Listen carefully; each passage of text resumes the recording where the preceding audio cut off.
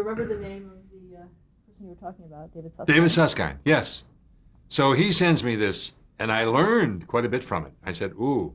Later, when I ended up doing the other one, the one I did do, I said, these other people don't know I used their material for research. The other one was called Good Night and Good Luck. Or this one was called Good Night and Good Luck. I can't remember. But the other one was a third project now. I forget who that was. It wasn't set to go, but the material was good. Again, different from this material. And the guy who wrote this was a name of a writer I remembered from live television, had won a couple of Emmys.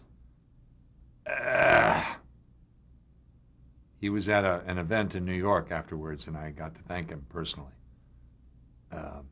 Ernest Kinoy? Yes, Ernest Kinoy, of course. Now, I'm one of the few people in the other end of the business who would know his name, but I did from early television. I said, oh, it's Ernest Kinoy, Ernie Kinoy, they used to call him, but I didn't know him that well. So I said, well, this is good, because that stuff is very tough to write. It's cliche. It's shallow. I mean, superficial by its very nature. I mean, how much can you tell? It's a couple of hours, and it's melodramatic, apt to be melodramatic. But Merle was well done. It was what it was, and didn't pretend to be anything more sophisticated. But it was done with a nice rhythm, stuck pretty close to facts. Remember, I maintain it's all fiction. Put one particular speech about it's being lights and wires in a box, famous line, into his mouth in a different setting from the setting in which he first spoke those words. I said, well, okay, that's all right. He's saying it to with Fred Friendly to who's the head of CBS? Paley? Paley. Saying it to Paley, Dabney Coleman, in his office. But he said it in a speech, which ruffled a few feathers earlier. Anyway, I said, well, that's okay. So basically, it did not misrepresent the truth. Didn't exactly recreate the truth, always, though it recreated some moments very closely. And I'd seen some tapes. For instance, the first moments I shot in that was a delightful experience. I was there. We had 7 luxurious weeks, or 6. And I went to 21 plays, never past midnight, got to Richard III and said, well, I know how to end, so I can leave. I would be home in bed because I'm a stickler about doing the work. And had a driver every day, and I went to excursions on the weekends and hired a van, a couple of vans, and this driver and another driver, and brought 11 members of my family over, rented a townhouse in Chelsea. It was gorgeous. I felt like the Godfather, And I was doing this lovely work with these darling people, darling, talented people with this nice, intelligent script. And I thought, now this is what I should always be doing. Adam, in the case of libel, and Merle. And then it all went away. How difficult was it to play an historical character like that? Well, isn't it curious that in a case of libel, I played Westbrook Pegler, who was Boyd Bendix in the play. In Adam, I played a real live person actually present there. And here I was now playing another legend and hero of mine from I was 14 when he made the famous McCarthy broadcast, sitting at home in Kenosha, Wisconsin, watching my own television set, not just Louis Giacomin's, little knowing that I would be that fellow. I would be Merle someday on celluloid. Well, that's the kind of stuff we dream about. That's dreams are made of. That's actors' ambitions and little boys and girls all around the country and dreaming and hoping and wishing. Easy. The thing I do best and easiest, 2 things, talk and act. If I played basketball better, I'd be in the NBA. So when people have said to me, was that a hard role to play? I say, let me explain something to you. I'll keep explaining it. Acting is the easiest thing I do, for me to do. That's why I can make a living at it. Right? Writing, for good writers, is the easiest thing they do. If they could run 4-minute miles, or, I don't know, fly jet planes, or where else can you make money? I don't know. Yeah. If they could do other things, they would do other things. They could do those things better. Brando, was so cynical about the whole thing. Poor disturbed guy. I admired him madly. I mean, his work, crazed life, existence. I mean, who'd want that life? But said, if I could make as much money, sweeping the floor, I would. But can't make that kind of money except by getting in front of a camera. And hated the theater. So acting is the thing I do best and easiest, I claim. And if enough people agree with you, you might have a career. It all goes back to one thing. Remember, read my lips. It's all in the writing. Very simple. When Pavarotti gets a libretto, when Sinatra got a song, what's he looking at? Notes and words, writing. The rest is easy.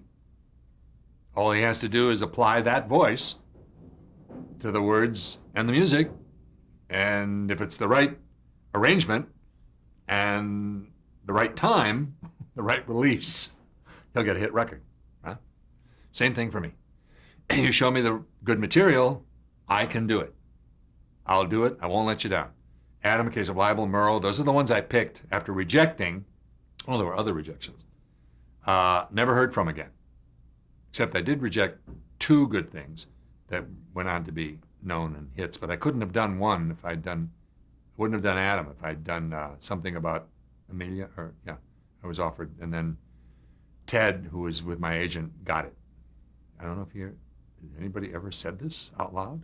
Yeah, I said no.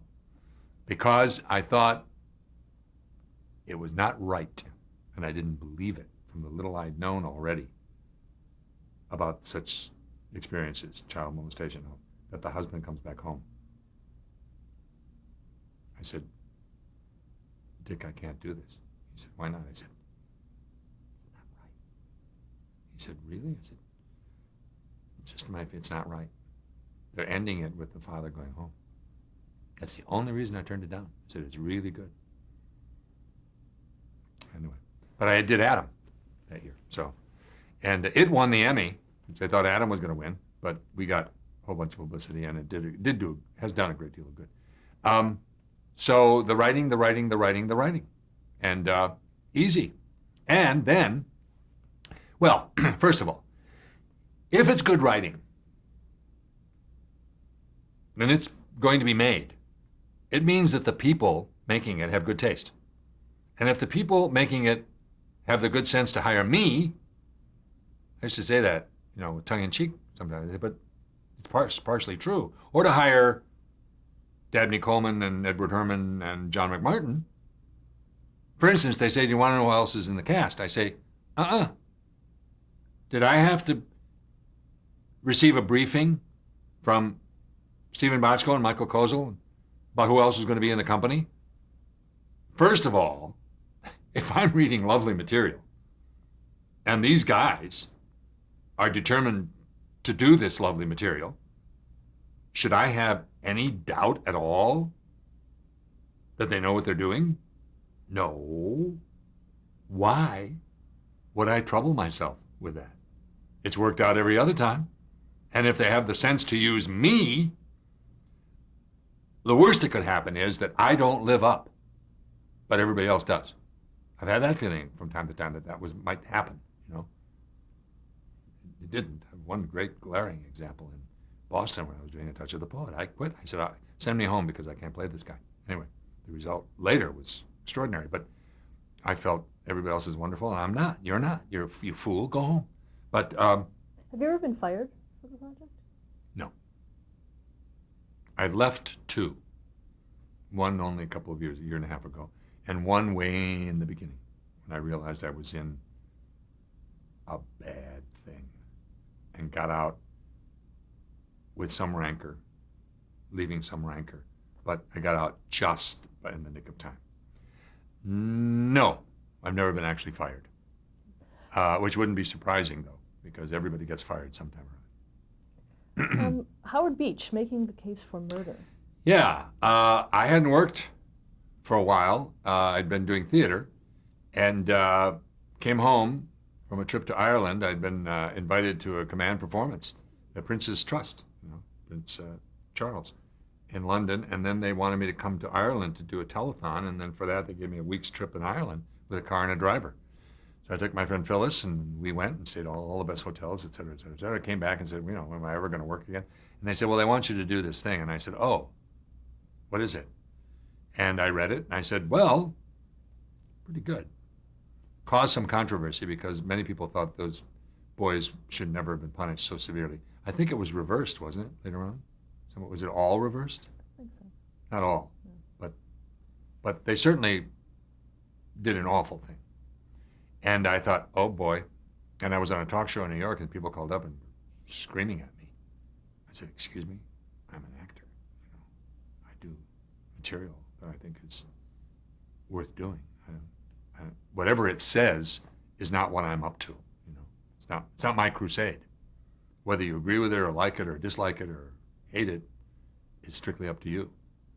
I didn't like that. It made me squirm, and I was furious, really angry, but I couldn't let on the air. I just tried to get this jerk off the phone. And anyway, they want to beat you up for it because they disagree. I say, well, you're beating up the wrong guy.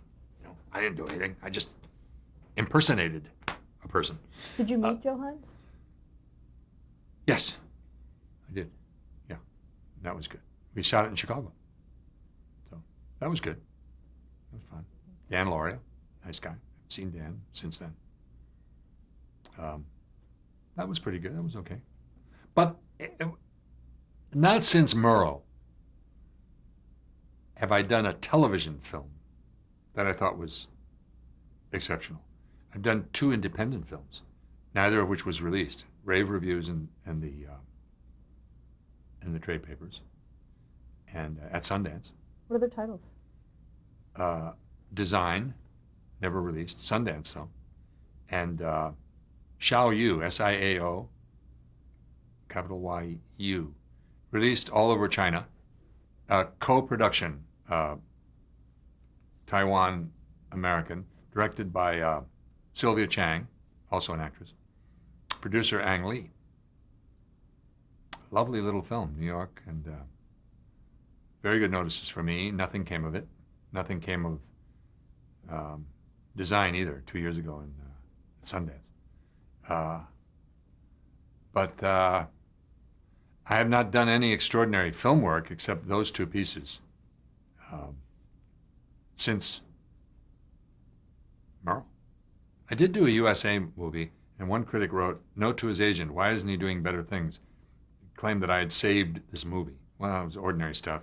A little better than what USA normally does. Forgive me, that's only my opinion. What was the title? Taggett, Taggett. Anyway, I'm not in the business anymore. Grant Tinker and I. Can I say a few words about Midnight Crossing, a feature film? Oh, Midnight Crossing. Whew. Extreme melodrama. Faye Dunaway. It was fine, by the way. People said, oh, watch out, watch out. I say, watch out for what? She was fine. And melodramatic, overwrought. Okay. I did what I could do with it. Didn't want to do it. Resisted. Kept being pushed by the agent. Kept being pushed. Against my better judgment. You did American Playhouse. I Never Sang for My Father. Oh, yeah, that was okay. Just okay? Yeah, it should have been better. I saw the movie later with Gene Hackman and Melvin Douglas. I thought it was better. I said, shucks. No, I thought I overacted.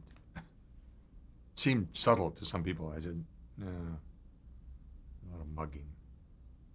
Anyway, Jack O'Brien, San Diego directed it. Said, that was pretty good, wasn't it? I was there last year doing All My Sons. I just saw it again. It was pretty good. Somebody wanted to see it. And I said, yeah, it was okay, Jack. But I'd done the tour, 6 months. Dorothy McGuire, gone now. Harold Gould, just did a play in San Diego. And they were delightful. The company was sweet. Josie Abadi, the director, died recently. I miss her. You returned to series television in '93 with Missing Persons. I did, didn't I? Gary Sherman. He's now in Chicago, drumming up business for filming in Chicago at a studio, trying to establish a studio so that people will come here and film there. We're not actually in Chicago here. About 30 miles, 35 miles.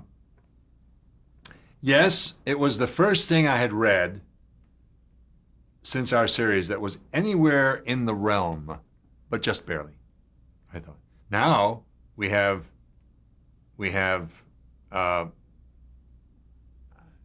Anthony Del Paglia. What's it called? Without a Trace. Same thing. Now they made a mistake. It was pretty good. They dropped it and then expressed regret later. Right after I finished the first 17 or whatever it was, or 14, I was hired to do A Touch of the Poet at American Repertory Theater. Robert Brustein. I finally got to him. Missed him at Yale. Directed by Joe Dowling, Guthrie now, in Boston. And people on the street in Cambridge, I was happy to see. I'd once been offered a Harvard National Scholarship out of high school. Harvard National, Princeton National, Alfred P. Sloan to Dartmouth. Told you I was a hotshot student. Nervous, made me very nervous. I'd applied at the urging of teachers, and I'd said, I'm not going to go there. I can't go there. I don't have enough money to go there, even if they give me a scholarship, which they did, but I didn't go. Went to the University of Wisconsin. But so I'm on this illustrious campus and liking it in this glorious play, which I didn't, 2 weeks into rehearsal, I didn't think I could do. I just thought, they made a terrible mistake. You're hopelessly inadequate. Get the hell out. Now the truth will be known. But I stayed, and it was an enormous success, and I received ecstatic reviews, and I don't know how or why, but 3.5 years later, I was asked to play the same role, Michael Kahn, in Washington, D.C., and I thought, now I will be unmasked. I don't know what I did. I can't do it again, can I? It's outrageous what I did. So I do it again, and I get similar headlines. Anyway, still nothing in the theater. Is Broadway calling? No. Is he feeling sorry for himself? Yes, I am. What was the subject? Missing Persons. Get me back. So I get the script, and I say, do I want to do this? It was an offer. Yeah, it's pretty good. Who's Gary Sherman? So I meet Gary Sherman at Stephen J. Cannell's offices. He is merely the instrument. He had nothing to do with it. It was under his auspices.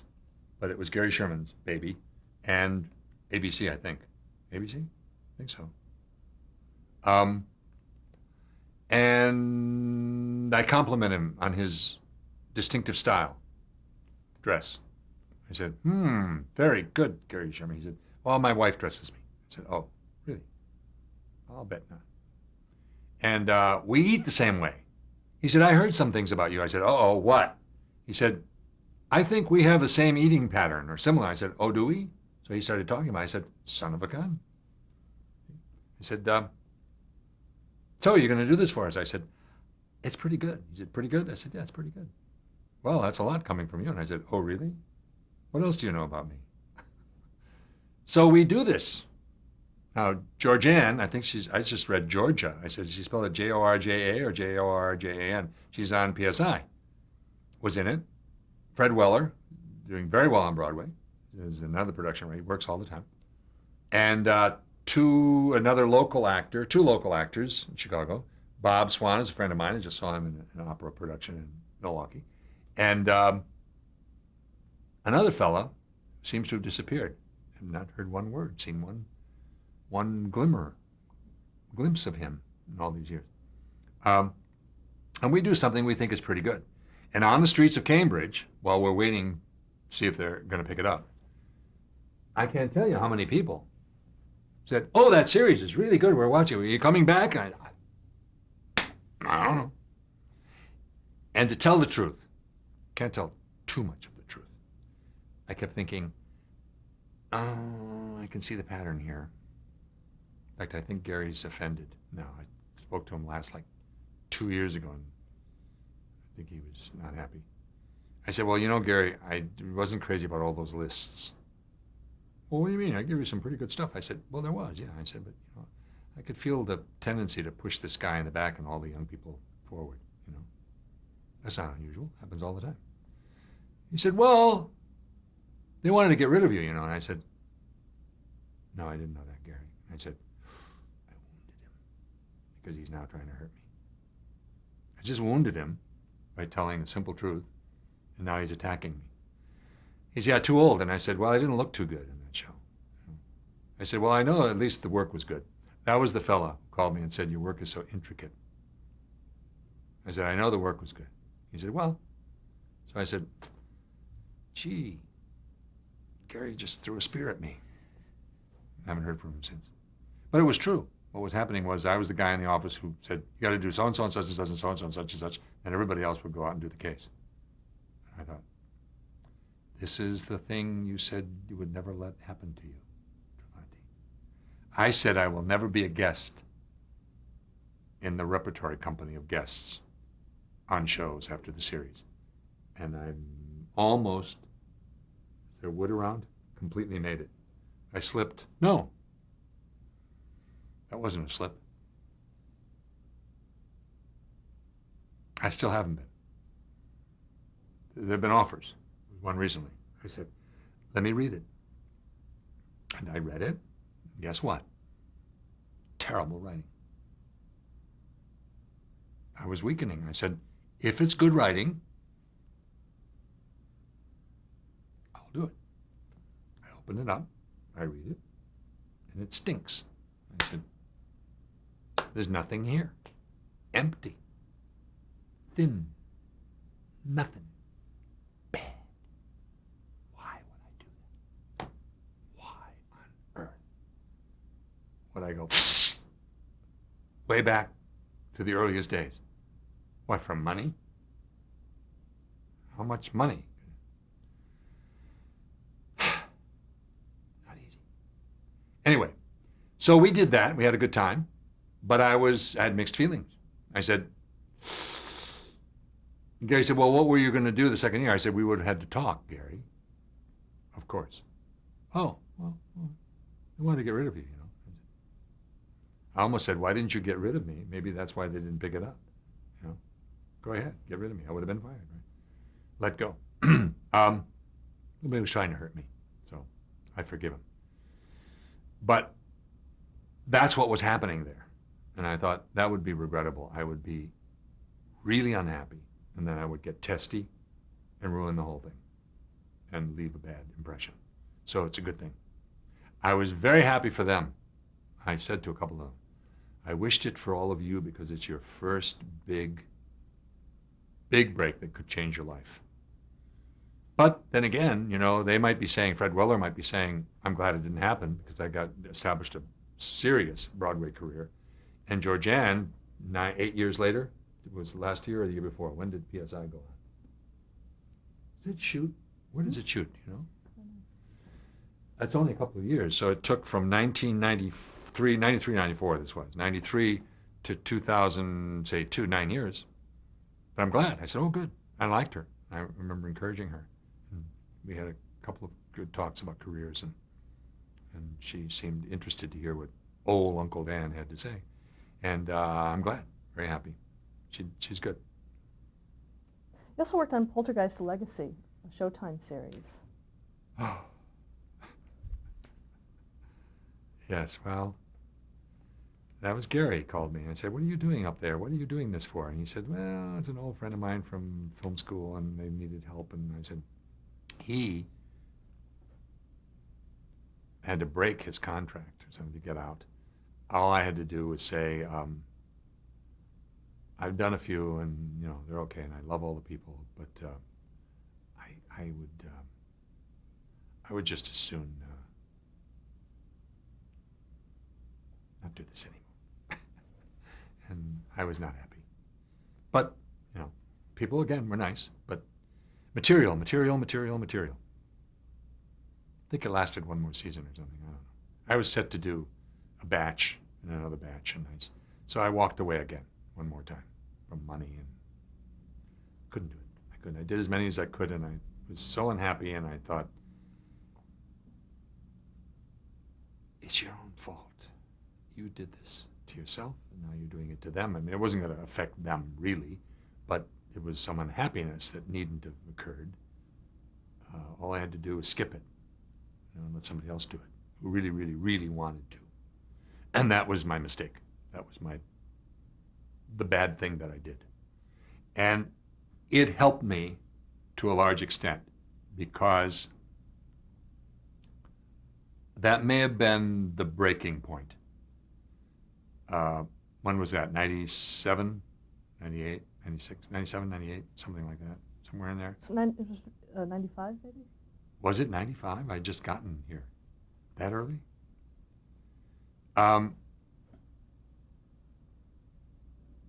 I stopped doing everything on camera that I didn't want to do wholeheartedly. And I said to many friends, this means I'm not going to work, because years can go by. And I'm going to have to allow that to happen. I don't know if I can. I'm not that tough. Money is not an issue, which is lucky, because I'm not suicidal. I'm not a real hero, but I can't do it. My stomach churns, my heart races. I'm bad company, and usually I'm delightful company, an energetic company, and I enliven all proceedings, and everybody's happy. And if I'm anything less than that, it's my fault. So it's up to me. It means I have control, meaning to say no. And that's all. That's the only power I have.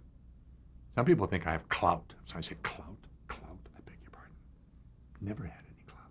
I did for a little period there where they were offering me things and I could say yes or no, and then somebody else could get them if I said no. But I said that was very brief. And since then, I've had no clout at all.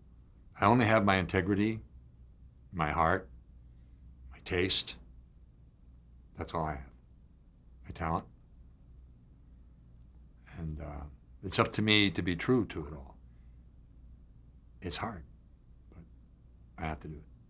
I think the life of an actor is hard. Extremely hard. It's for most actors, it's awful. Just awful, you know. There are still people who think that actors make a lot of money. They're crazy, of course, because they read about Tom Cruise and Tom Hanks and Arnold and others. Say, oh, please, you know. Nothing. Actors make nothing. You don't make money as an actor. You don't do it to make money. Go wait tables. You'll make regular money for years and years and years if you want. You can buy a house, an apartment building. It's tough. You only do it because you can't not do it. And if you have something to offer, you might get somewhere. The really nasty parts are that even if you're talented and even accomplished, even honored, you can be out of work. Stop there to change the tape.